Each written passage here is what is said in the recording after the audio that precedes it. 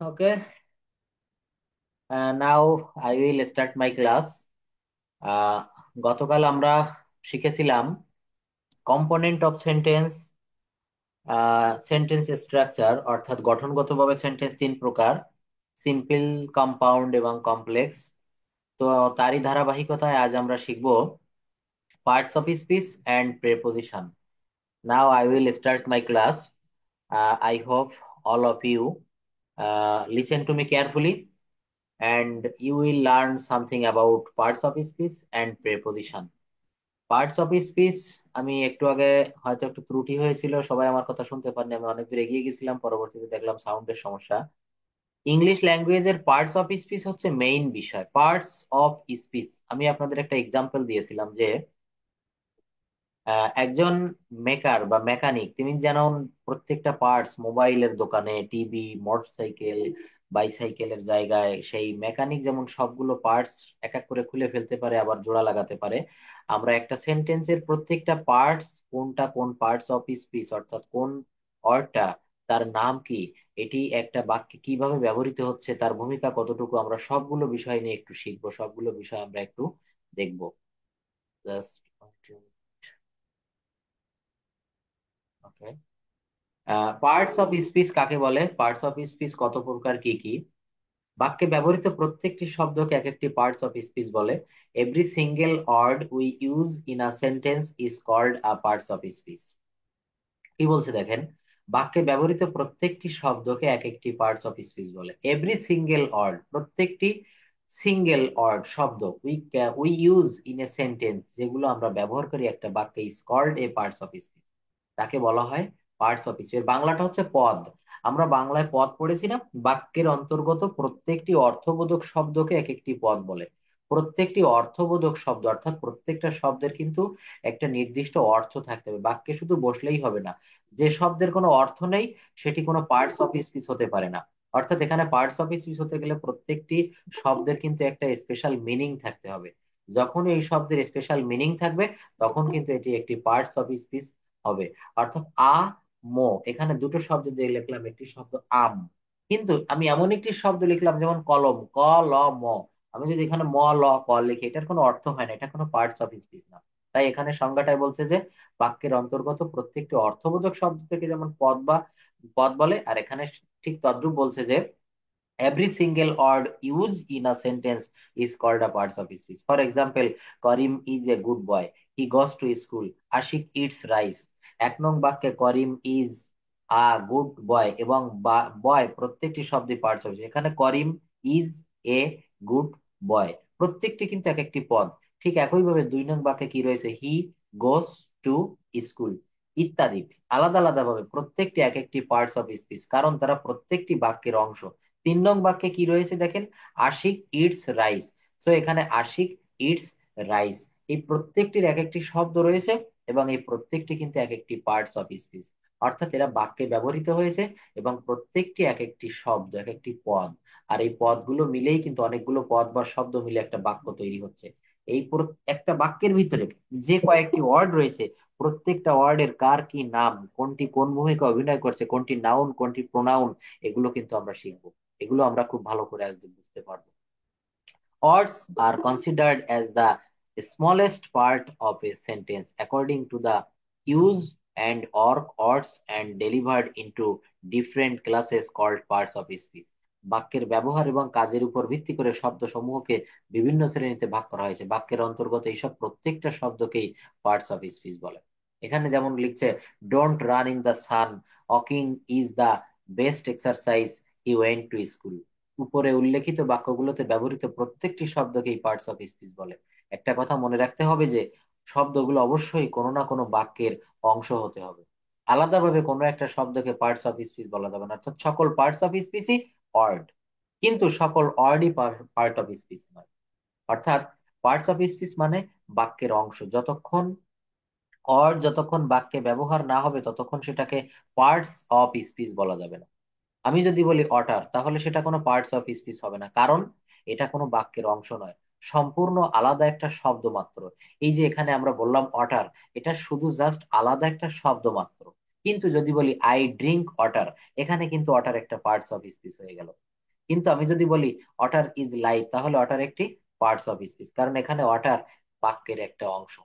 প্রত্যেকটা parts of speech বাক্যে ব্যবহৃত হতে হবে, বাক্যে বসতে হবে, তবেই কিন্তু সেটি পার্টস অফ স্পিচ হবে। যখন এইটি আলাদাভাবে আপনারা ব্যবহার করবেন, তখন সেটাকে পার্টস অফ স্পিচ বলা যাবে না, সেটাকে একটা জাস্ট শব্দ মাত্র বলতে হবে। আমি যা বলছি, আমার কথা কি ভালোভাবে শুনতে পাচ্ছেন আপনারা? ধন্যবাদ। এখানে দেখেন পার্টস অফ স্পিচ এর প্রকারভেদ, দেয়ার আর 8 টাইপস অফ, অর্থাৎ 8 প্রকার পার্টস অফ স্পিচ রয়েছে। এই পার্টস অফ স্পিচ কয় প্রকার? 8 প্রকার, according to their functions in a sentence. Noun শব্দের অর্থ বিশেষ্য, প্রোনাউন সর্বনাম, অ্যাডজেক্টিভ নাম বিশেষণ, ভার্ব ক্রিয়া, অ্যাডভার্ব ক্রিয়া বিশেষণ, প্রেপোজিশন। আজকে আমাদের আলোচ্য বিষয় পার্টস অফ স্পিচের সঙ্গে আমরা প্রেপোজিশনটা নিয়ে একটু কথা বলবো। প্রেপোজিশন পদান্বয়ী অব্যয়, পদ অন্বয়, অর্থাৎ পদের সঙ্গে অন্যান্য ওয়ার্ডে অন্যান্য পদের সঙ্গে যে সম্পর্ক সমন্বয় করে তাকে প্রেপোজিশন বলে। কনজাংশন সংযোজক অব্যয়, এন্ড ইন্টারজেকশন আবেগসূচক অব্যয়। তো আমাদের পাঠ্য বিষয় parts of speech and preposition. তো পার্টস অফ স্পিচের ভিতরে যিনি বড় ভাই রয়েছেন তার নাম হচ্ছে বিশেষ্য। যে ওয়ার্ড দ্বারা কোনো কিছুর নাম প্রকাশ করা হয় তাকে নাউন বলে, আমরা সবাই এই সংজ্ঞাটা জানি। আমাদের চোখের সামনে যা কিছু দেখি সেগুলোর নাম হচ্ছে নাউন। নাউন দ্বারা কোনো ব্যক্তি, বস্তু, প্রাণী, স্থান, ঘটনা ইত্যাদির নাম বোঝায়, এই জন্য নাউন বলে। আমরা এক কথায় বলতে পারি noun is a naming word. আমরা কি বলতে পারি বলেন তো? Noun is a naming word, অর্থাৎ নামবাচক শব্দই সেটি হচ্ছে বিশেষ্য, noun. For example, Karim does not like to go to school, এই বাক্যে করিম একজন ব্যক্তির নাম, তো এই করিম হচ্ছে এখানে নাউন।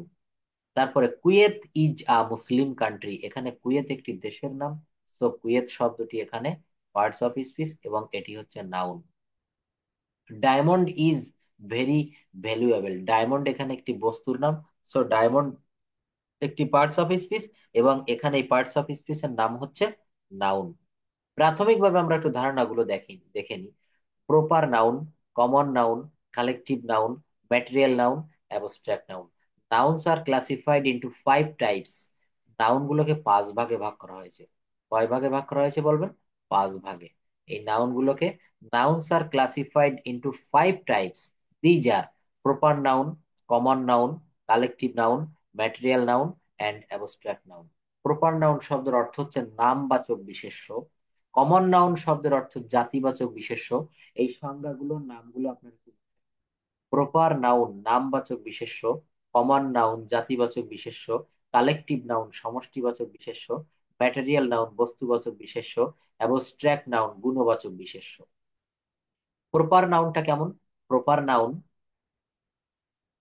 আচ্ছা আমরা এখানে এর যে ডিটেইলস আছে এগুলো আমরা পরবর্তী একটা ইসে আলোচনা করব, আগে আমরা নাউনের পরে একটু প্রোনাউনটা দেখে আসি। প্রোনাউন শব্দের অর্থ হচ্ছে সর্বনাম। প্রোনাউন শব্দের অর্থ কি বলেন? সর্বনাম। দেখেন এখানে কিন্তু আমরা সংজ্ঞার ভিতরে অনেক কিছু বুঝতে পারি। সর্বনাম মানে সকল নামের পরিবর্তে, সর্বনামের পরিবর্তে যে শব্দটি ব্যবহার করা হয় সেইটিকে আমরা প্রোনাউন বলতে পারি। যেমন আমি যদি বলি সুমন ভালো ছেলে, সুমন নিয়মিত স্কুলে যায়, সুমন ভালো ফুটবল খেলে, সুমন ভালো ছবি আঁকতে পারে, সুমন ভালো গান গায়, সুমন দেখতে সুন্দর, এই বারবার সুমন যদি বলি তাহলে আমার শ্রুতি কটু হয়, এই বাক্যটা শুনতে ভালো শোনা যায় না। কিন্তু আমি যদি একবার শব্দটা বলি সুমন একজন ভালো ছেলে, সে নিয়মিত স্কুলে যায়, তার হাতের লেখা সুন্দর, সে সুন্দর কবিতা আবৃত্তি করতে পারে, সে সুন্দর কথা বলতে পারে, এইভাবে যদি আমি সুমনের পরিবর্তে সে অর্থাৎ হি ব্যবহার করি, ওই নামের পরিবর্তে আমি একটা নতুন শব্দ নিয়ে আসলাম হি অর্থাৎ সে, এটি হচ্ছে আমার সর্বনাম। সহজভাবে যে সকল শব্দ আমরা নামের পরিবর্তে বসাই তাকে প্রোনাউন বা সর্বনাম বলে। যেমন he, she, we, etcetera. Example, Karim is a good boy, এখানে করিম একটি নাউন, এর পরিবর্তে আমরা কি ব্যবহার করেছি? He goes to school every day. করিমের পরবর্তী দ্বিতীয় সেন্টেন্সে আমরা করিম না, করিম শব্দটি ব্যবহার না করে হি ব্যবহার করেছি। এই হিটা হচ্ছে এখানে pronoun. We should take care of our children, এই উই হচ্ছে প্রোনাউন। উই এখানে কি হবে? প্রোনাউন। উপরের উদাহরণগুলোতে করিম নামক একটি ছেলের সম্পর্কে বলা হয়েছে, প্রথমবার তার নাম করিম হিসেবে ব্যবহার করা হয়েছে এবং পরবর্তীতে যতবার তার নাম আসবে ততবার তার নামের পরিবর্তে প্রোনাউন হিসেবে আমরা হি কে ব্যবহার করব। প্রোনাউন হিসেবে আমরা কি ব্যবহার করব? হি ব্যবহার করব। তেমনি বিভিন্ন ধরনের নাউনের জেন্ডার এবং নাম্বার অনুযায়ী প্রোনাউন আসতে পারে।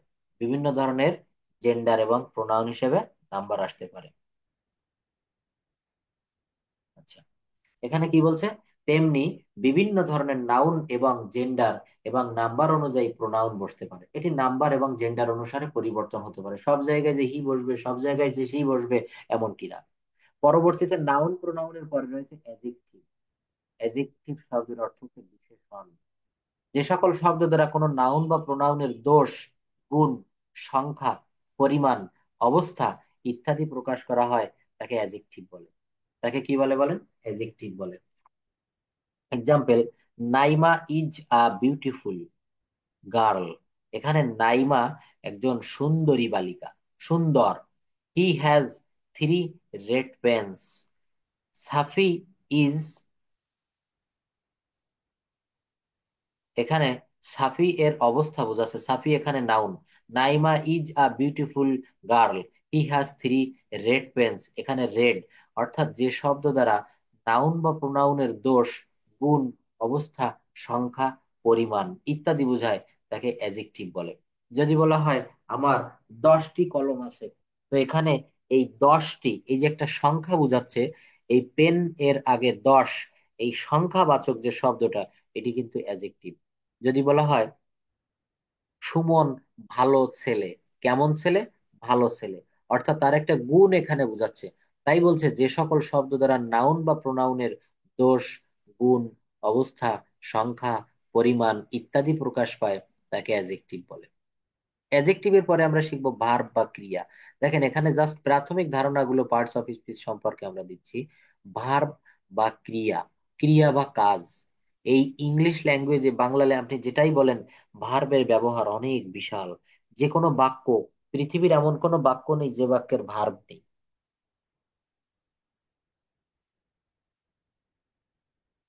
সাবজেক্ট ছাড়া বাক্য হতে পারে, অবজেক্ট ছাড়া বাক্য হতে পারে। আপনি এমন কোনো বাক্য দেখাতে পারবেন, একটা সেন্টেন্স দেখাতে পারবেন যেখানে ভার্ব নেই?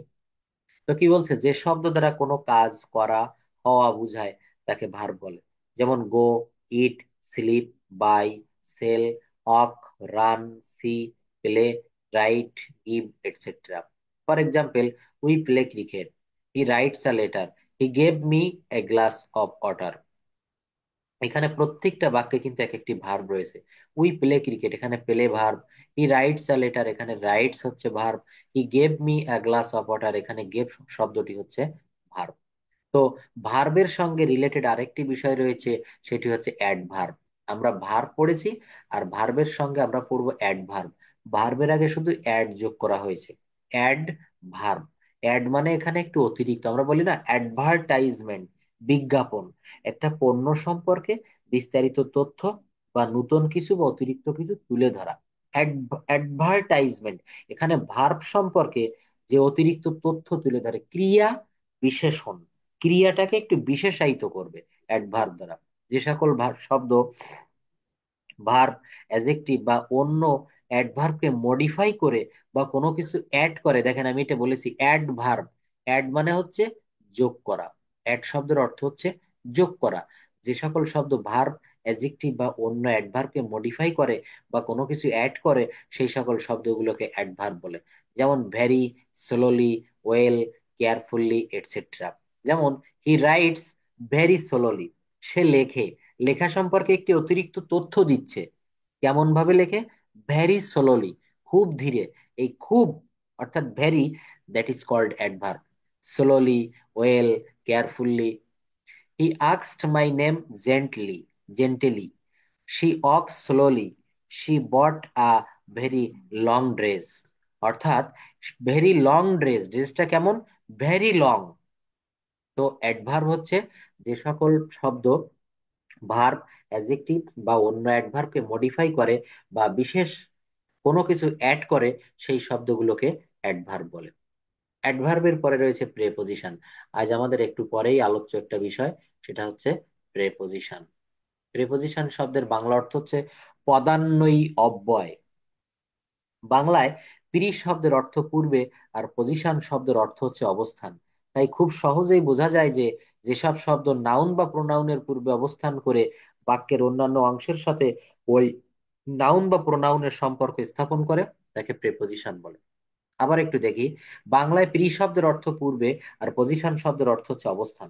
তাই খুব সহজেই বোঝা যায় যে যেসব শব্দ নাউন বা প্রোনাউনের পূর্বে অবস্থান করে বাক্যের অন্যান্য অংশের সাথে ওই নাউন বা প্রোনাউনের সম্পর্ক স্থাপন করে তাকে প্রেপোজিশন বলে।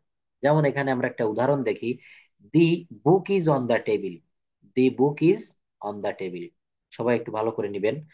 দি book is on the table, এখানে the book is the table, এই দুটো শব্দের সঙ্গে একটা সম্পর্ক, দুটো অংশ, দুটো অংশের সঙ্গে সম্পর্ক করে দিয়েছে অন। কি দ্বারা বলেন তো? অন। তো এখানে বলছে যে যেসব শব্দ নাউন বা প্রোনাউনের পূর্বে বসে, এখানে দা টেবিল এই শব্দ কি, এটা কিন্তু নাউন, এই শব্দটি হচ্ছে নাউন।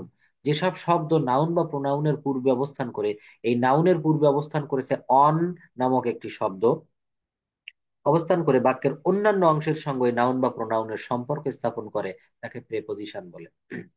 দি বুক অর্থাৎ বইটি কোথায় আছে? টেবিলের উপরে। এই বইটি যে টেবিলের উপরে আছে, এর সঙ্গে সম্পর্ক গড়ে দিল কে? অন। এর সঙ্গে সম্পর্ক গড়ে দিল কে? অন। তো এখানে অন কিন্তু প্রেপোজিশন। অর্থাৎ যেসব শব্দ নাউন বা প্রোনাউনের পূর্বে অবস্থান করে বাক্যের অন্যান্য অংশের সঙ্গে ওই নাউন বা প্রোনাউনের একটি সুসম্পর্ক স্থাপন করে তাকে প্রেপোজিশন বলে। Rahim is hiding behind the tree. The girl bought a letter, the girl brought a letter for me from the teacher who taught us English. প্রথম বাক্যের দিকে তাকালে আমরা দেখতে পাই যে যদি আমরা নাউনের পূর্বে কোনো প্রিপজিশন না বসাই তাহলে দি টেবিল নাউনটি বাক্য থেকে বিচ্ছিন্ন হয়ে যায়। দেখেন, the book is on the table, এখানে দি টেবিল নাউনটি বাক্য থেকে বিচ্ছিন্ন হয়ে যায়।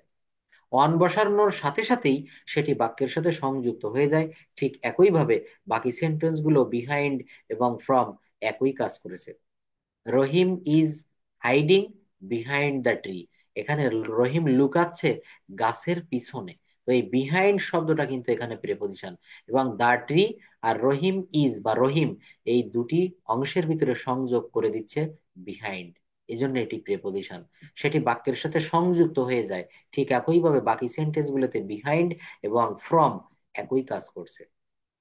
তো প্রেপোজিশন সম্পর্কে কি আপনারা কিছু বুঝতে পারলেন? প্রেপোজিশন কিভাবে বসে, প্রেপোজিশন কেন কাজে লাগে আমাদের?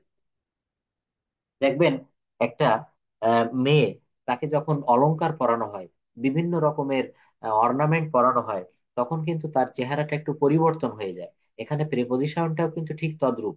দি book is on the table, the book is the table, এমনটি বললে কিন্তু এখানে সম্পর্ক বোঝায় না, বাক্যটা ভালো দেখায় না।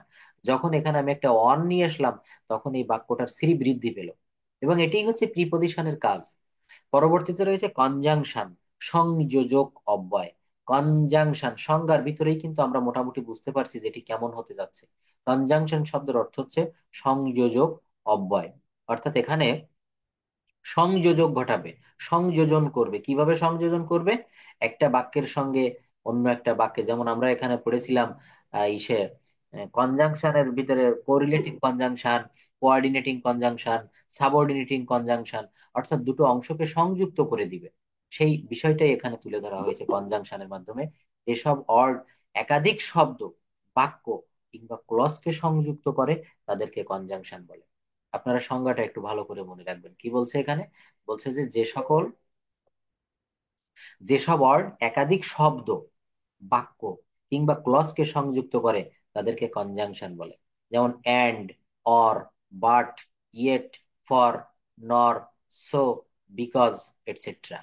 And, or, but, yet, for, nor, so, because ইত্যাদি।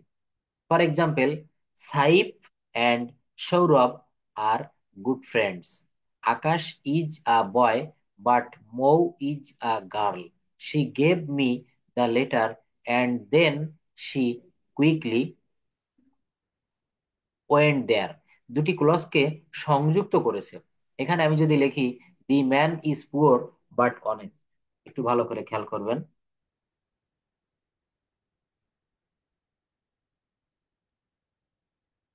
The man poor but honest, the man is poor but honest. এখানে এই যে বাট শব্দটি, দুটো অংশ হয়ে গেল এই বাক্যের। দুটো অংশ কি কি হলো? The man is R honest, এই দুটি অংশকে সংযুক্ত করেছে বাট কনজাংশন দ্বারা। তাই আমার সংজ্ঞার ভিতরে বলছে যে ওয়ার্ড একাধিক শব্দ, বাক্য কিংবা ক্লজ, এই যে একটি নর, একটি ফর, একটি ইয়েট, বাট, অ্যান্ড, এটি কিন্তু কখনো কখনো দুটি শব্দকে সংযুক্ত করতে পারে, দুটি বাক্যকে সংযুক্ত করতে পারে, আবার কখনো কখনো দুটি ক্লজকেও সংযুক্ত করতে পারে। তাই বলছে যে ওয়ার্ড একাধিক শব্দ, বাক্য কিংবা ক্লজকে সংযুক্ত করে তাদেরকে কনজাংশন বলে। তাদেরকে কি বলে? কনজাংশন বলে। আকাশ ইজ এ বয়, আকাশ একজন বালক। বাট, কিন্তু, মৌ ইজ এ গার্ল, এখানে আকাশ ইজ এ বয় আর মৌ ইজ এ গার্ল, এই দুটো ক্লজকে সংযুক্ত করেছে বাট। দুটো ক্লজকে কে সংযুক্ত করেছে বলেন? বাট। সো বাট এখানে হচ্ছে কনজাংশন। পরবর্তীতে রয়েছে ইন্টারজেকশন। পরবর্তীতে কি আছে বলেন তো? ইন্টারজেকশন। ইন্টারজেকশনের ভূমিকা কি? ইন্টারজেকশন আমাদের কেন কাজে লাগে? ইন্টারজেকশনটা আমরা একটু ভালো করে শিখি। প্রত্যেকটা বিষয় আমাদের কাজে লাগবে এখানে, কোনোটার থেকে কোনোটার অংশ গুরুত্ব কিন্তু কম নয়। সাইমুন নাহার, আপনি বলেন তো, আমি অ্যাজেক্টিভের কি সংজ্ঞা দিয়েছি, অ্যাজেক্টিভের একটু উদাহরণ দিতে পারবেন? সাইমুন নাহার, সামিউন নাহার, সরি।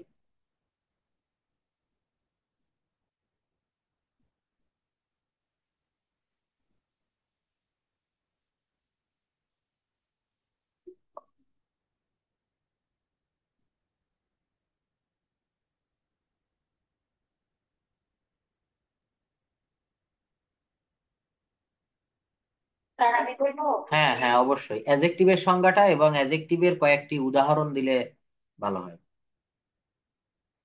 দ্রুত বলেন। হ্যাঁ হ্যাঁ, বুঝতে পারছি আপনার ইয়ে, বলেন, আপনি বলেন।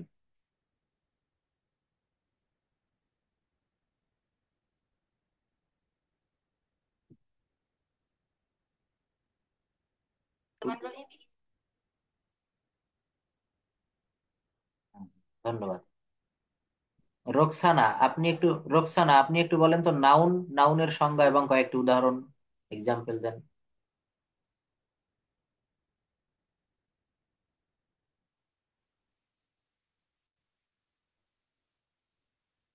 পার্থনাথ, আপনি বলেন pronoun.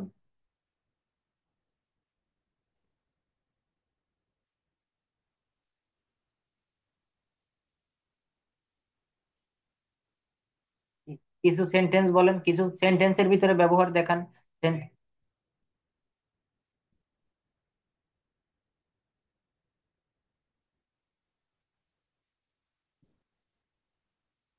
Thank you, thank you.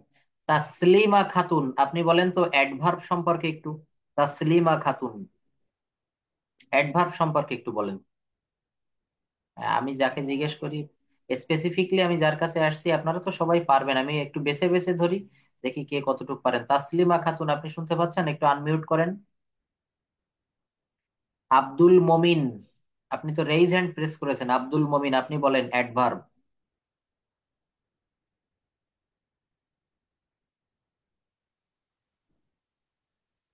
Samiun Nahar, আপনি একটু বলেন ভার্ব সম্পর্কে।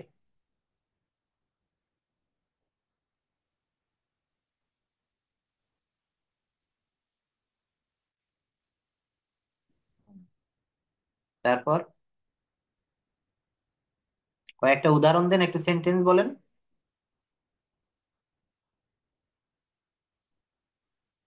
আমি কি পড়ালাম আপনারা কি বুঝতে পারছেন? যদি না বুঝতে পারেন আমি আবার গোড়ায় চলে যাবো, আবার পড়াবো, কিন্তু আপনাদেরকে অবশ্যই বোঝাই লাগবে। না বুঝলে তো এখানে আমি শুধু পড়ায় চলে গেলাম, আপনারা বুঝলেন না, তাহলে কি হবে?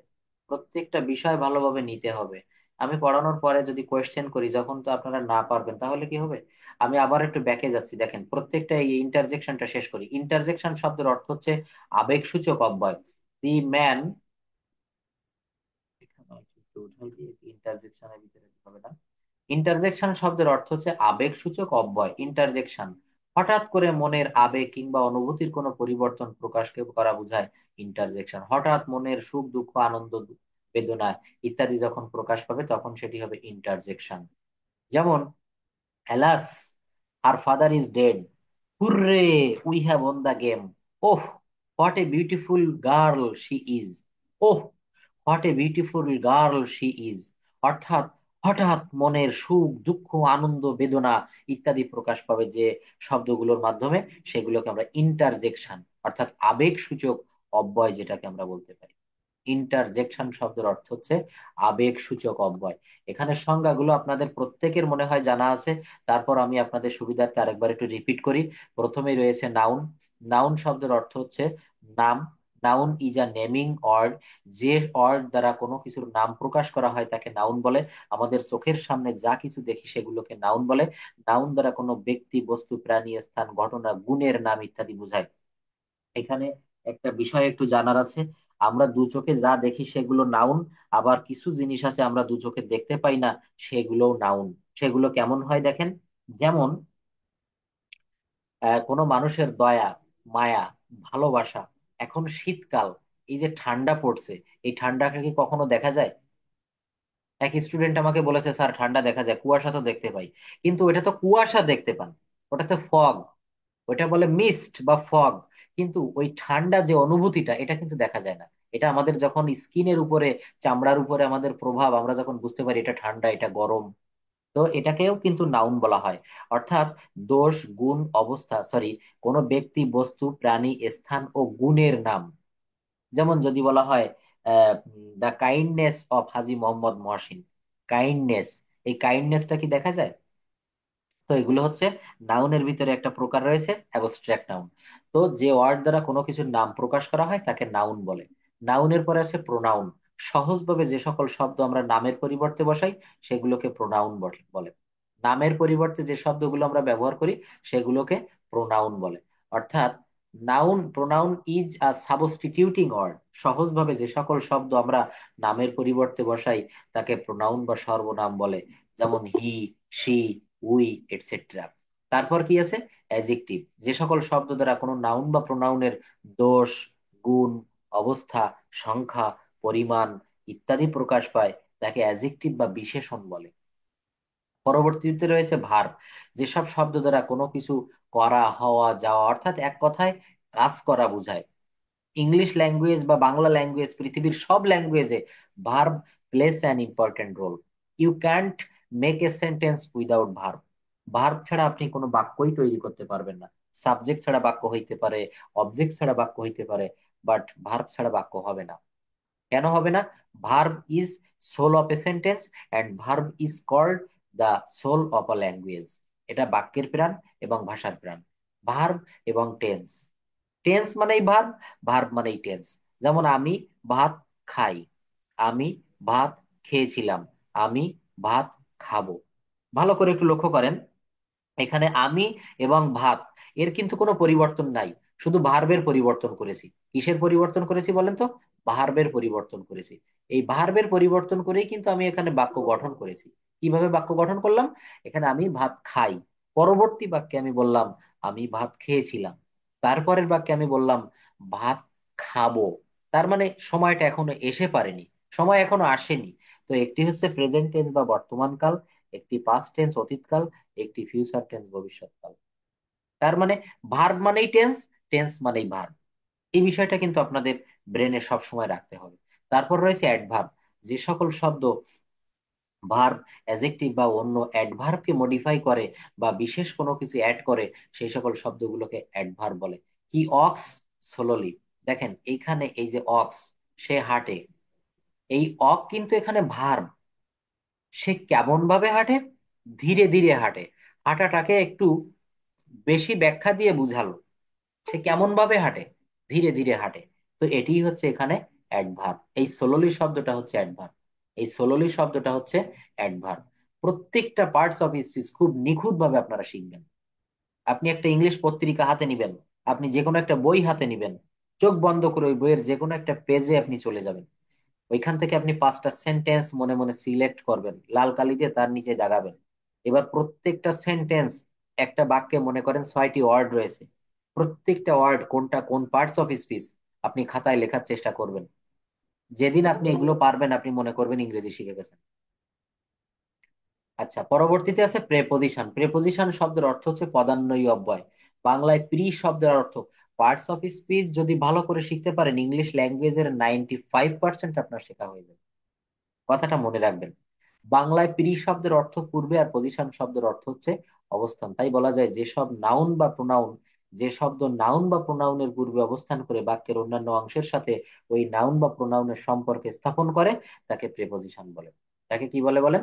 প্রেপোজিশন। যেমন the book is on the table, এখানে এই অন শব্দটা হচ্ছে প্রেপোজিশন। এখানে এই অন শব্দটা হচ্ছে প্রেপোজিশন। কনজাংশন সংযোজক অব্যয়, যে সকল ওয়ার্ড এক বা একাধিক শব্দ, বাক্য কিংবা ক্লজকে সংযুক্ত করে তাদেরকে কনজাংশন বলে। আর এর পরবর্তীতে রয়েছে ইন্টারজেকশন। পরে কি আছে বলেন তো? ইন্টারজেকশন। ইন্টারজেকশন শব্দের অর্থ কি? আবেগ সূচক অব্যয়। ইন্টারজেকশন, হঠাৎ করে মনের আবেগ কিংবা অনুভূতির কোনো পরিবর্তন প্রকাশ করলে তাকে ইন্টারজেকশন বলে। যেমন hurray, alas, oh, bravo, ouch, oof, etcetera. Alas, his father is dead. হায়, তার বাবা মারা গেছে। এটা কি মনের হঠাৎ একটা দুঃখ প্রকাশ পায়, তাই এগুলোকে বলা হচ্ছে ইন্টারজেকশন। ইন্টারজেকশন হচ্ছে মনের হঠাৎ সুখ, দুঃখ, আনন্দ, বেদনা ইত্যাদি এগুলো প্রকাশ করবে, এবং এগুলো প্রকাশের মাধ্যমে বোঝা যাবে যে এই শব্দগুলো সব ইন্টারজেকশন। এতক্ষণ আমি যা পড়ালাম আপনারা কিছু হলেও কি বুঝতে পেরেছেন? Thank you.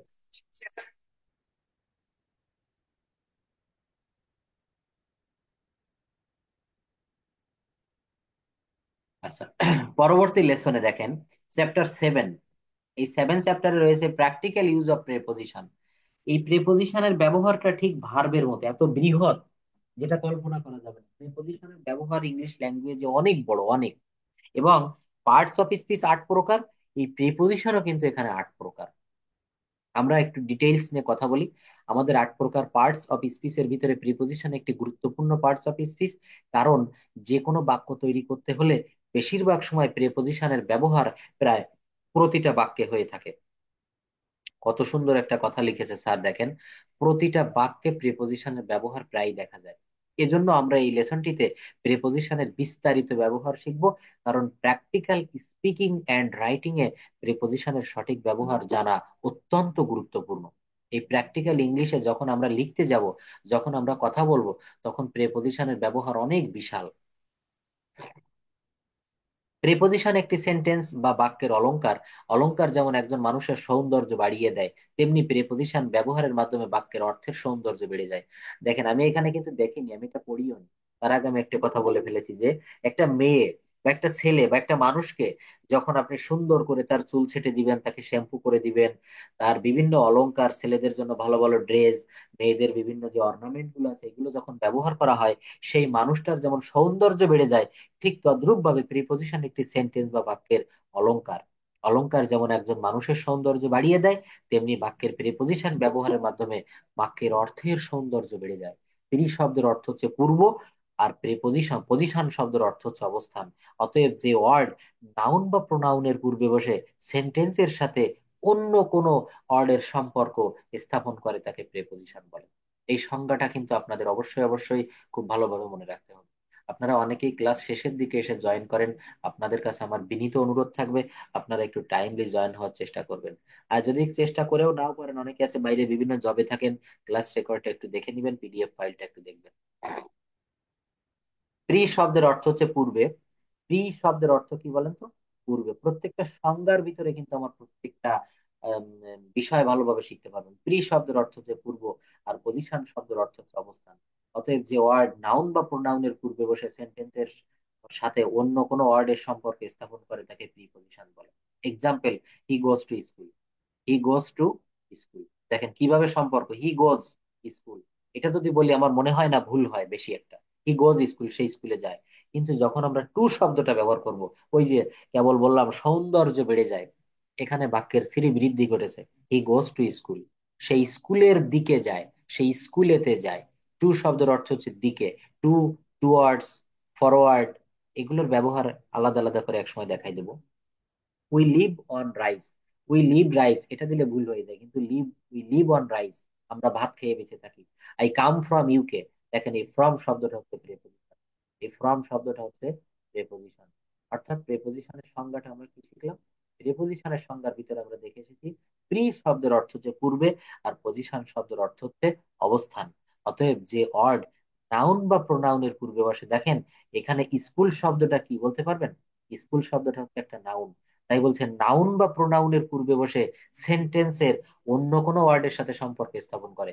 এই টু শব্দটা এই স্কুল শব্দের পূর্বে বসে হি গোজ এই শব্দগুলোর সঙ্গে একটা সম্পর্ক স্থাপন করে দিচ্ছে। এই প্রেপোজিশনটা কিছুটা বিয়েতে যেমন ঘটক থাকে না, দুই পরিবারের ভিতরে সম্পর্ক ঘটিয়ে দেয়, এই প্রেপোজিশনটাও কিন্তু ঠিক তদ্রূপ। আমি আপনাদের পদ্মা ব্রিজের উদাহরণ দিয়েছিলাম, উত্তরবঙ্গ এবং বঙ্গের ভিতরে সম্পর্ক জুড়ে দিয়েছে। প্রেপোজিশনটাও কিন্তু তাই।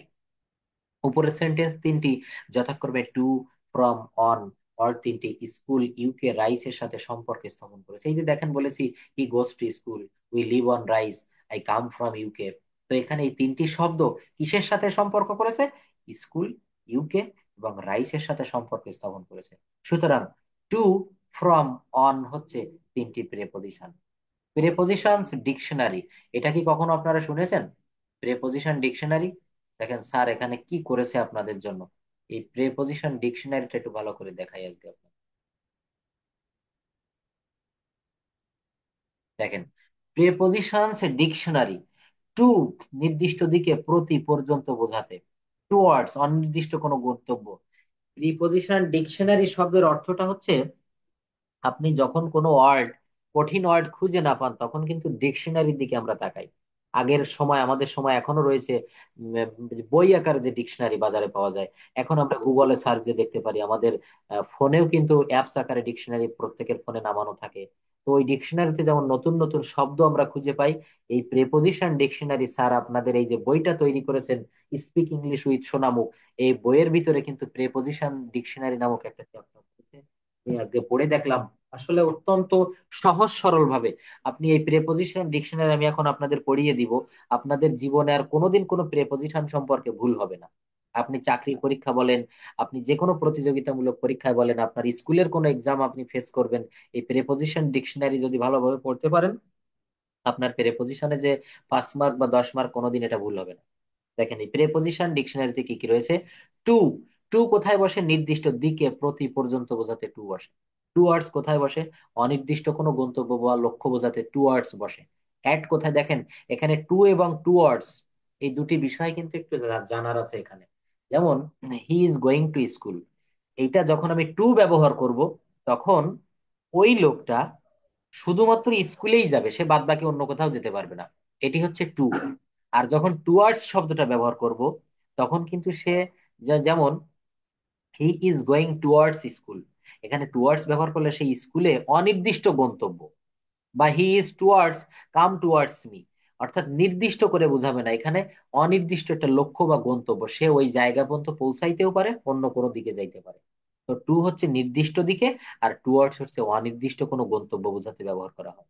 অ্যাট স্থান বা সময় বোঝাতে নির্দিষ্ট সময়ের পূর্বে অ্যাট বসে। ইন, দেখেন এই প্রেপোজিশন ডিকশনারি শব্দটা আমার এত ভালো লাগছে। এই প্রেপোজিশন ডিকশনারির ভিতরে আপনার প্রেপোজিশনের যত রকমের সমস্যা আছে আপনি ডিকশনারিতে সব পেয়ে যাবেন। এবং বইটা যারা অর্ডার করেছিলেন, যারা হাতে পেয়েছেন, আপনারা কাইন্ডলি একটু কমেন্ট বক্সে জানাবেন যে এই বইটা কেমন, বা এই বইয়ের প্রত্যেকটা চ্যাপ্টার স্যার এমন ভাবে লিখেছে, আসলে মানে আমি বইটি নিজেই পড়েছি এ টু জেড, আমি নিজেই অভিভূত। তো যারা বইটা এখনো নিতে চান মানে এখনো অর্ডার করেননি, কাইন্ডলি আপনারা বইটি একটু নিবেন, বইটি পড়ে দেখবেন, অনেক কাজে দেবে আপনাদের, অনেক। আপনাদের এই 400 টাকা জীবনে কোনো আহামরি কোনো ক্ষতি হবে না, কিন্তু এই 400 টাকা 40 লক্ষ টাকার কাজ করবে। ইংরেজি বহুত জায়গায় ক্লাস করেছেন, অফলাইনে অনেক জায়গায় পড়েছেন, কিন্তু এই বইটা একটু পড়ে দেখবেন। এখানে অ্যাট এর ব্যবহার দেখেন, স্থান বা সময় বোঝাতে নির্দিষ্ট সময়ের পূর্বে অ্যাট ব্যবহার করা হয়, কত সুন্দর করে ভেঙে ভেঙে বুঝাই দিয়েছে। স্থান, সময় বোঝাতে বা নির্দিষ্ট সময়ের পূর্বে অ্যাট বসে। ইন কোথায় বসে? মাস, বছর, কোনো বড় স্থান, কোনো ভাষা, কোনো বিষয় বা কোনো কিছুর মধ্যে বোঝাতে ইন বসে। যেমন he is in the room, সে এখন রুমের মধ্যে আছে। তো এখানে কোনো কিছুর মধ্যে বোঝাতে ইন বসে। অ্যাবাউট শব্দের অর্থ হচ্ছে সম্পর্কে। বিটুইন দুইজন ব্যক্তির মধ্যে বোঝাতে বিটুইন বসে।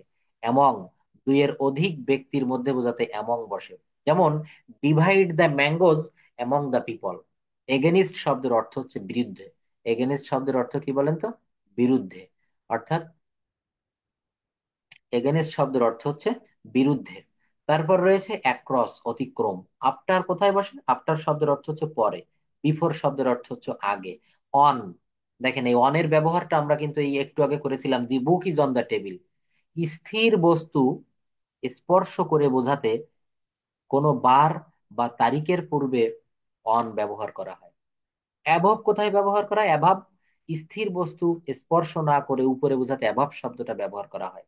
ওভার চলমান বস্তু স্পর্শ না করে উপরে বোঝাতে সমগ্র অর্থে কর্তৃত্ব আরোপ করতে বিপরীত বা অন্য পাশে বোঝাতে ওভার শব্দটা ব্যবহার করা হয়। আন্ডার, দেখেন এখানে আপনারা একটা বিষয় কি বুঝতে পারছেন, প্রেপজিশন ডিকশনারি স্যার এই চ্যাপ্টারের নামকরণ করেছে। অর্থাৎ ডিকশনারিতে যেমন আমরা নতুন নতুন শব্দ খুঁজে পাই, আমাদের অজানা শব্দগুলো বা ওখানে সিরিয়ালি কিন্তু শব্দগুলো লেখা থাকে, এর ঘর, বীর ঘর, সির ঘর, এখানে কিন্তু প্রেপজিশন ডিকশনারিতেও তাই করেছে sir. Under, below, behind, beyond, into. Into কোথায় বসে? প্রবেশ বা গতিশীল অবস্থা, রূপ পরিবর্তিত হওয়া, দলে ভাগ হওয়া বোঝাতে ইনটু ব্যবহার করা হয়। উইথ কোথায় বসে?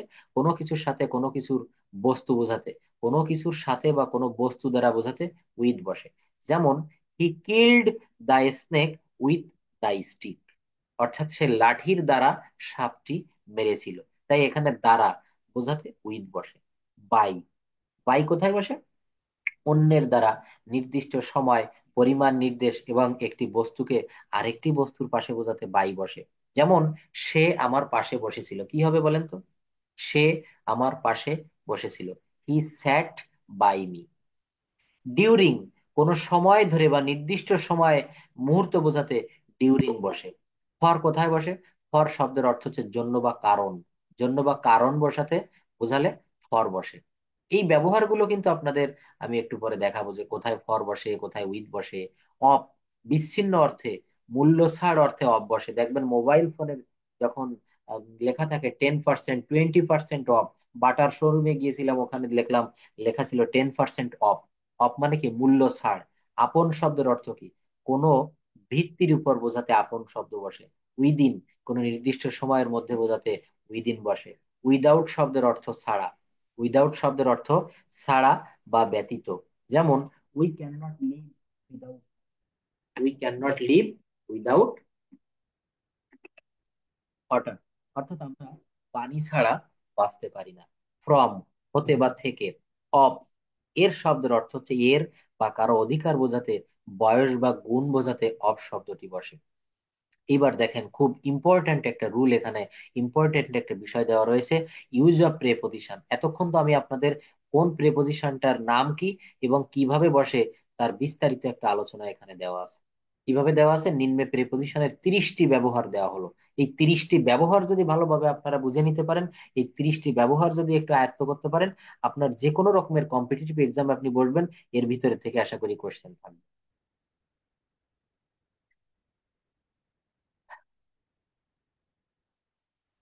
আমি প্রেপোজিশন সম্পর্কে যা কিছু পড়ালাম, আপনারা কি কেউ বুঝতে পারছেন কিছু? জি স্যার। হ্যাঁ, আপন আবার বুঝাবো। দেখেন আপনাদের কোনো কোয়েশ্চেন থাকলে আমি শুনতে, এখানে আমি জানতে চাচ্ছি যে আমাকে শোনা যাচ্ছে কিনা, এই জন্য আপনাদের যে কোয়েশ্চেন আমি শেষে কোয়েশ্চেন নিব এবং প্রত্যেকটা আবার আপনাদেরকে আমি বুঝাবো। আপন শব্দটা আবার একটু বলছি, আমার আরেকটু আছে, একটু একটু পড়াতে দেন। হুম। তো ক্লাসটি এনজয় করতে থাকেন, এক এক করে আমি পড়াবো, সবকিছু আবার বুঝাবো।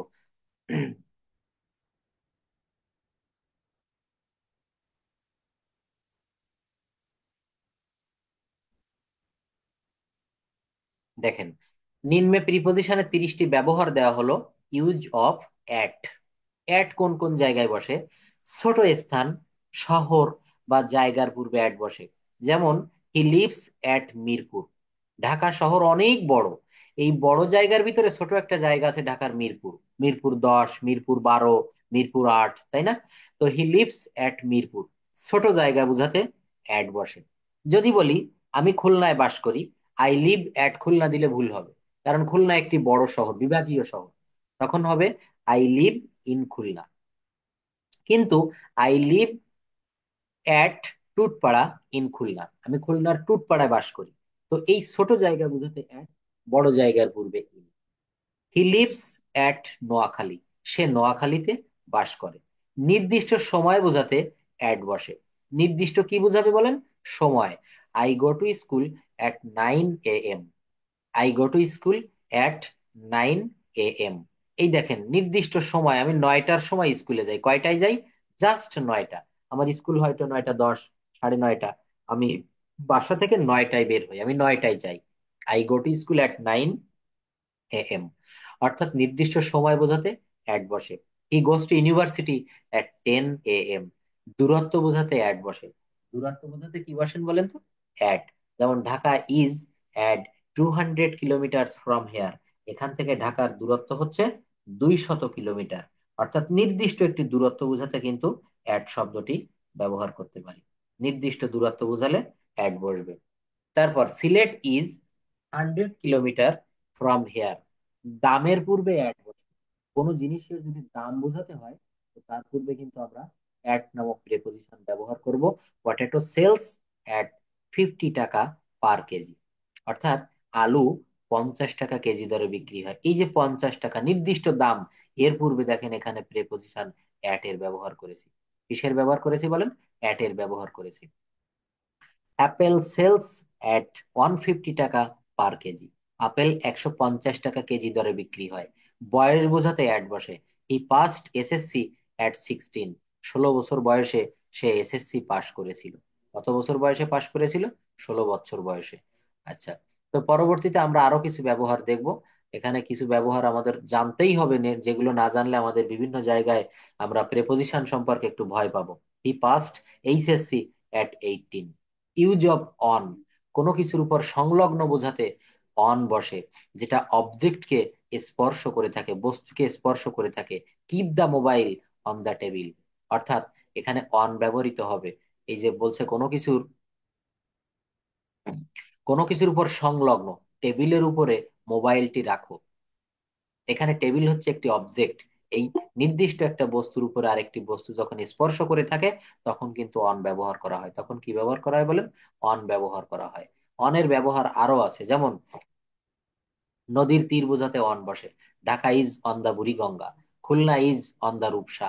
নির্ভরতা বোঝাতে অন বসে। এই যে আমি একটু আগে বলেছিলাম উই উই লিভ, হবে না, এখানে একটু ভুল লিখছে। We live on rice, we live on rice, আমরা ভাত খেয়ে বাঁচি। The cow lives on grass, গরু ঘাস খেয়ে জীবন ধারণ করে। He lives on his father, অর্থাৎ হি লিভস সে বাঁচে, অন হিজ ফাদার, এখানে অন কি, এর বাংলাটা কি হবে বলতে পারবেন? He lives on his father, অর্থাৎ সে তার পিতার উপর নির্ভরশীল, সে এখনো বেকার, তার পিতার উপরে সে নির্ভরশীল। He lives on his father, নির্ভরতা বোঝাতে অন বসে। ফ্লোরের সংখ্যা বোঝাতে ওয়ান বসে। যেমন the bank is on the fifth floor, the bank is on the fifth floor, অর্থাৎ ব্যাংকটি পঞ্চম তলায়। একটা বিল্ডিং মনে করেন 20 তলা, সেই 20 তলা ভবনের পঞ্চম তলায় ব্যাংক অবস্থিত।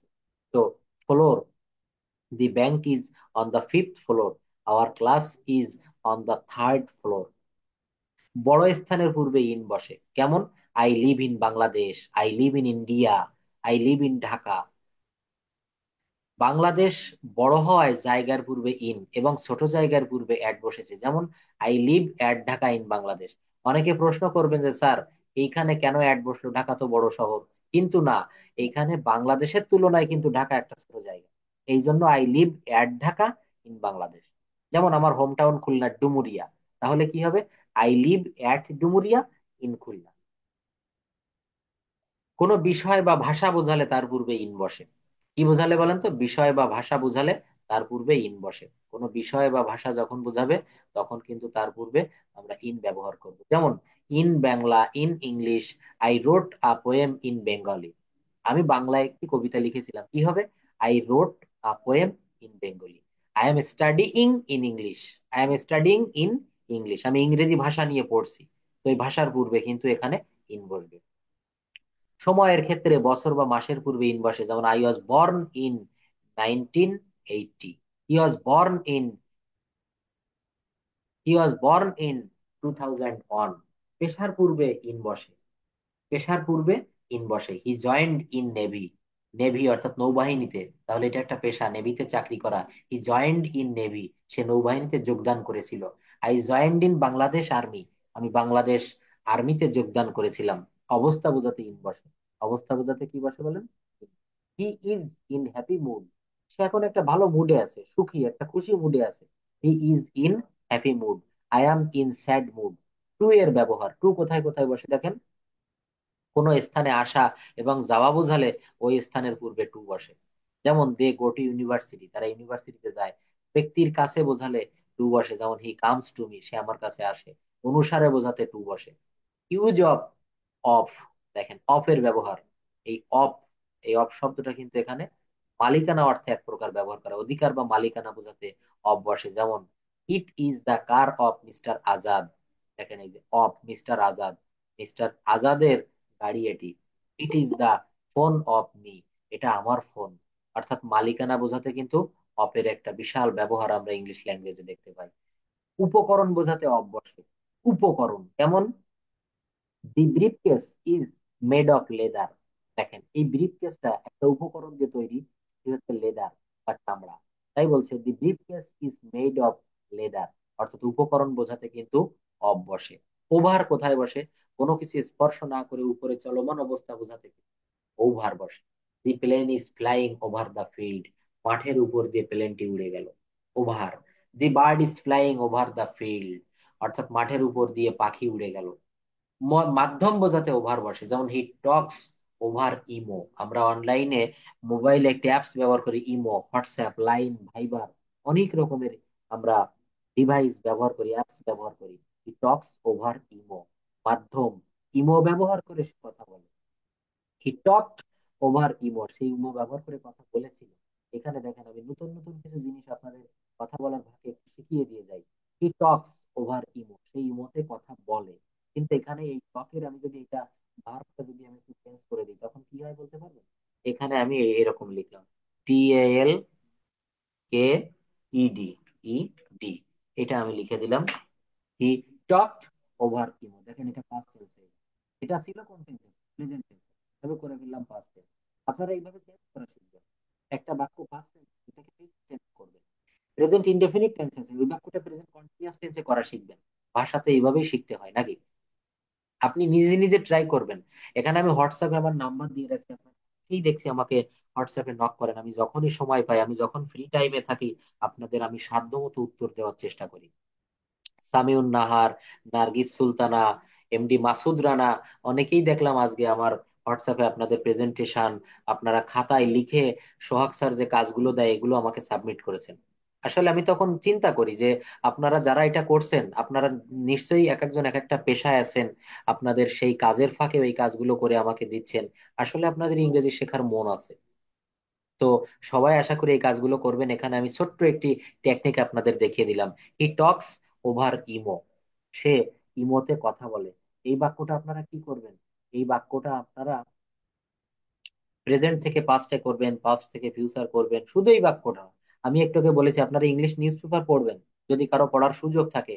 ঢাকা শহরে, বিভিন্ন শহরে যারা থাকেন, দি ডেইলি স্টার পেপার কিনবেন, একটা পেপার সারা সপ্তাহ পড়বেন। পেপার পড়লে, ইংলিশ নিউজ পেপার পড়লে ইংরেজিটা দ্রুত আয়ত্ত করা যায়, ইংলিশ ল্যাঙ্গুয়েজ সম্পর্কে নতুন নতুন কিছু শেখা যায়। বিপরীত পাশে বোঝাতে কি বসে, ওভার বসে। যেমন they live over the road, I live over the bridge. অধিক বোঝাতে ওভার বসে। যেমন they were in India for over a month, অর্থাৎ এক মাসের বেশি সময় ধরে তারা ইন্ডিয়াতে ছিল। ইউজ অফ অ্যাভব, অ্যাভব শব্দটা কোথায় বসে দেখেন, সংযুক্ত না হয়ে উপরে বোঝাতে বা উপরে স্থির বোঝাতে অ্যাভব শব্দটা বসে। The fan is above my head, সংযুক্ত না হয়ে উপরে থাকবে। The light is above my head. Between and among কোথায় বসে দেখেন, দুইয়ের মধ্যে তুলনা বোঝাতে বিটুইন বসে। Bangladesh will win between India and England, দুইয়ের অধিক সময়ের মধ্যে বোঝাতে বিটুইন অ্যামং বসে, দুইয়ের অধিকের মানে অধিক বোঝাতে। যেমন divide the Apple among the four boys, এই বাক্যটা একটু খেয়াল করেন।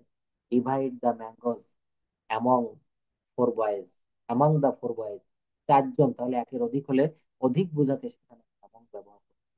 উইথ এর ব্যবহার শিখেছি। ফর এর ব্যবহার, ফর মানে বিনিময় বা জন্য। যেমন I am writing for you, আমি তোমার জন্য লিখছি।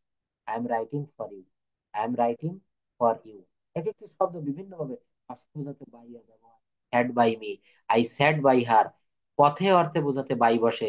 যেমন they will go there by road, এই বাক্যটা একটু খেয়াল করেন। They will go there by road, অর্থাৎ তারা সেখানে রাস্তা যোগে যাবে, নট এয়ার। মাধ্যম বোঝাতে বাই বসে, পরিমাপ বোঝাতে বাই বসে, পার্সেন্ট বোঝাতে বাই বসে, ফ্রম কোথায় বসে দেখেন, কারো নিকট হতে বা অন্য কোনো স্থান হতে বোঝালে ফ্রম বসে। যেমন হি কেম ফ্রম নেপাল, সে নেপাল থেকে এসেছিল। I bought 1 KG sweet from market, আমি মার্কেট থেকে 1 কেজি মিষ্টি কিনেছিলাম। এই দেখেন ফ্রম এর ব্যবহার। ফ্রম মানে হচ্ছে, ফ্রম এর বাংলাটা কি জানেন? হইতে, থেকে, চেয়ে। এই সব জায়গায় ফ্রম এর ব্যবহার করতে হবে। ইনটু, মধ্যে বা ভিতরে, বাইরে থেকে ভিতরে বোঝাতে ইনটু বসে। যেমন the boy entered into the room, I entered into the class. সংখ্যার ভাগ হওয়া বোঝাতে ইনটু বসে। উইদিন কোথায় বসে? নির্দিষ্ট সময়ের মধ্যে বোঝাতে উইদিন বসে। I will come back within 20 minutes, আমি 20 মিনিটের ভিতর ফিরে আসবো। টুয়ার্ডস কোথায় বসে দেখেন, এই শব্দটা আমি একটু আগে ভেঙে দিচ্ছি আপনাদেরকে। অনির্দিষ্ট কোনো গন্তব্যের দিকে বোঝাতে টুয়ার্ডস বসে, অনির্দিষ্ট কোনো গন্তব্য। I am going towards university. দেখেন এই শব্দটা একটু ভালো করে লক্ষ্য করেন। আই এম, দেখেন I am going towards university, I am going towards university, অর্থাৎ আমি ইউনিভার্সিটির দিকে যাচ্ছি। আমি আমার আম্মুকে বললাম যে mother, I am going towards university, অর্থাৎ আমি ইউনিভার্সিটির দিকে যাচ্ছি। কিন্তু আমি ইউনিভার্সিটিতে না গিয়ে আমি ফুটবল খেলার মাঠে যেতে পারি, আমি বাজারে যেতে পারি, আমি পার্কে যেতে পারি। অর্থাৎ অনির্দিষ্ট গন্তব্য বোঝালে টুয়ার্ডস বসে, আর নির্দিষ্ট কোনো গন্তব্য বোঝালে টু বসে।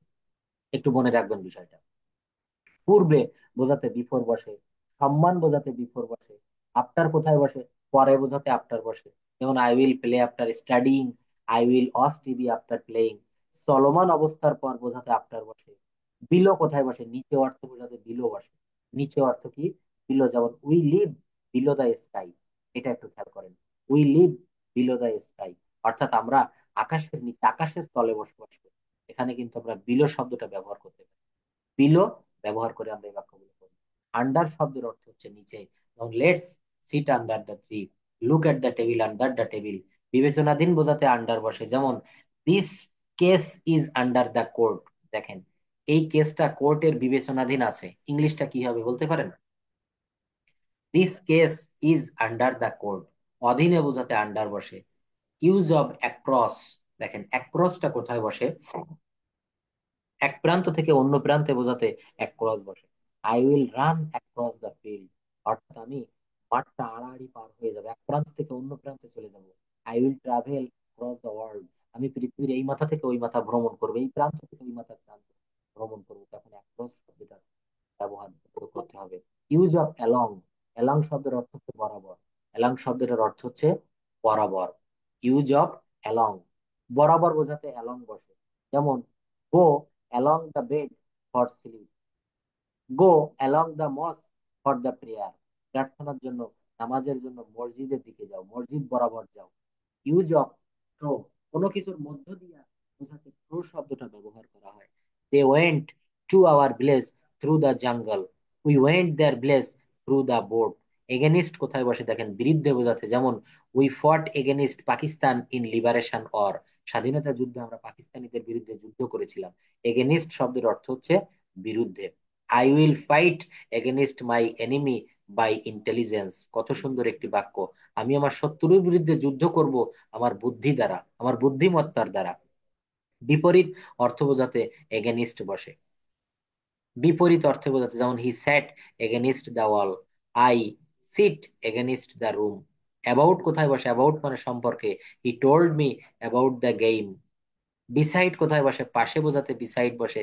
He sat beside me in the exam hall. Behind কোথায় বসে? পিছনে বোঝাতে বিহাইন্ড বসে। Please sat behind me. Beyond কোথায় বসে দেখেন? সাধ্যের বাইরে বোঝাতে বিয়ন্ড বসে। সাধ্যের বাইরে যখন বোঝাবেন আমার সাধ্যের ভিতরে না, আমি কিনতে পারবো না, টাকা নাই, এমন ক্ষেত্রে বিয়ন্ড বসবে। যেমন দি price of the dress is beyond my budget. আপনি মনে করেন ইজির শোরুমে গিয়েছেন, আপনি ভালো একটা কোনো লোটোর শোরুমে গিয়েছেন, আপনার একটা ড্রেস, একটা জুতা পছন্দ হয়েছে, আপনার পকেটে অত বাজেট নেই, তখন আপনি এই ট্রান্সলেশন কিভাবে করবেন? আপনি সেখানে আপনার যে ইয়ে থাকবে, দোকানদারকে কিভাবে বলবেন, শপকিপারকে বলতে হবে দি price of the dress is beyond my budget. এই শব্দটা একটু খেয়াল করেন, দেখেন বিয়ন্ড, বিয়ন্ড মাই বাজেট। বিয়ন্ড অর্থ হচ্ছে সাধ্যের বাইরে বোঝাতে বিয়ন্ড শব্দটা ব্যবহার করা হয়। ক্লাস শেষ, এখন জয়েন করছেন, কি বলবো বলেন? আচ্ছা, দি price of the dress is beyond my budget, the price of the bike is beyond his budget. Down কোথায় বসে দেখেন? উপরে থেকে নিচে বোঝাতে ডাউন শব্দটি ব্যবহার করা হয়। এই শব্দগুলো, এই প্রিপজিশন গুলো যদি ভালো করে নিতে পারেন, এগুলো যদি একবার আয়ত্ত করে ফেলতে পারেন, আমি হলপ করে বলতে পারি যে কোনো প্রতিযোগিতামূলক পরীক্ষা যে কোনো জায়গায় আপনি প্রিপজিশন সম্পর্কে আপনার আর কোনো সমস্যা হবে না। He fell down from a building. He fell down, সে পড়ে গিয়েছিল, from a building. Down a building, দেখেন fell down, he fell down, সে পড়ে গিয়েছিল ফ্রম এ বিল্ডিং, একটা বিল্ডিং থেকে। সেন্স কোথায় বসে, উইদাউট কোথায় বসে, অর্থাৎ আপনাদের প্রেপোজিশন সম্পর্কে যাবতীয় যত প্রশ্ন রয়েছে আপনারা এখানে কিন্তু সব পেয়ে যাবেন, একেবারে বিস্তারিত সব পেয়ে যাবেন। এখানে আমি আপনাদেরকে লিখে দিয়েছিলাম আমার নাম্বারটা, যদি হোয়াটসঅ্যাপে কারো কোনো কোয়েশ্চেন থাকে আমার নাম্বারে জয়েন করবেন। 0920920694174। দেখেন আমি আজকে আপনাদের প্রেপোজিশন সম্পর্কে যা কিছু পড়ালাম, আশা করি আপনাদের একটু হলেও কাজে দিবে। এবং এই প্রেপোজিশন এমন একটা বিষয় ইংলিশ ল্যাঙ্গুয়েজে, এটার ব্যবহার অনেক অনেক। প্রেপোজিশন ছাড়া আপনি, যেমন ভার্ব ছাড়া বাক্য গঠন করা যায় না, preposition হতে পারে, কিন্তু দেখবেন একটা বাক্য আপনি লিখবেন তার ভিতরে 99 আর 95, 95, 90 থেকে 95টা বাক্যে আপনার প্রেপোজিশন ব্যবহার করবে। প্রিপোজিশনের ব্যবহার যে যত বেশি ভালো করে শিখতে পারবেন, আপনার ইংলিশ ল্যাঙ্গুয়েজটা আপনার কাছে তত সহজ হিসাবে ধরা দিবে। তো আজকে আমরা পার্টস অফ স্পিচ এবং প্রিপোজিশন নিয়ে কথা বললাম।